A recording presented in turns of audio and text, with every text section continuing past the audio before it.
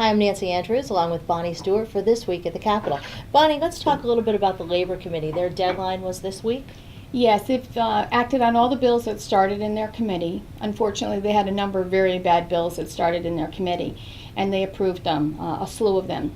The three worst are probably the paid sick leave bill, the mandatory paid sick leave, the measure that would restrict employers' ability to communicate with their employees, often known as captive audience, and an unemployment measure that would basically legislate sustained tax increases for quite some time. So there's more. Unfortunately, there is every year from the Labor Committee, and we're hoping to stop those negative measures and some of the other committees. Okay, and SB 1, it was in the Energy Committee this week? A lot of things happening in energy this week. As you pointed out, SB 1, which is the big bill that everyone's been talking about, trying to help out and save costs, was heard. Unfortunately, there's a lot of things in the bill currently that actually would have that bill result in an increase in energy costs. So as it is currently, we oppose it.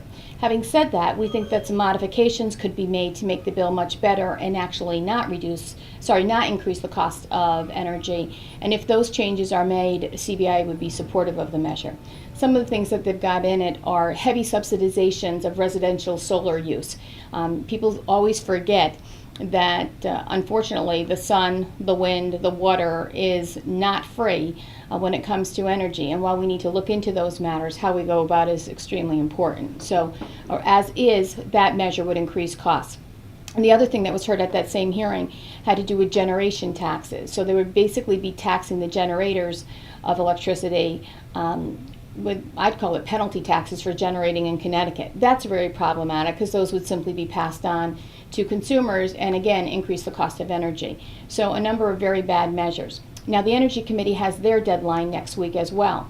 So we'll be watching closely to see, hopefully, those generation taxes go away and some of the changes made to Senate Bill 1 so that we can actually reduce the cost of energy and be supportive of that measure. Okay, and there's some good news for manufacturers out of the Commerce Committee? The Commerce Committee's actually looked at a number of measures. This week they heard a bill on a manufacturer's reinvestment account, something that would help employers basically finance themselves when it comes to manufacturing, machinery, and equipment, capital investment. So that's actually a very good bill.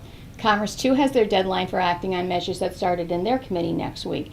And we're hoping not only to see the Manufacturers Reinvestment Act come out, but also the Brownfields measure that we've been working on with the chairs of that committee and others. And also that business concierge bill that they've heard. And that's basically something that truly says the state's open for business, whether you're an existing business or one looking to come into the state. There'd basically be one place where you could go to get the information you needed about licensing, permitting, etc. And that would be a great measure to adopt. Okay, and their deadline? Their deadline is next week as well. All right. And then lastly, education. Moving backwards there a little bit? Absolutely. It's really very sad. Last year, a lot of time and effort went into adopting an education reform package, something that would help our kids graduate from high school ready to either enter the workforce or go on to higher ed. And it was decided by the Education Committee this week on a delay. They basically have said that they're going to delay a lot of those measures anywhere from 3 to 5 years. You know, if something was important enough to pass, they should start working on it. Unfortunately, they've chosen to delay it. Okay, so next week, a busy week, and taxes are on the table as well. Absolutely. Next week, we start off the week with a hearing in the Finance Committee, and they've got several bills being heard, but top on our list of concerns is a measure that would basically mandate disclosure of proprietary tax information. So clearly, that's a big problem for us and will be our primary focus next week in the Finance Committee. Okay, thanks, Bonnie. You're welcome.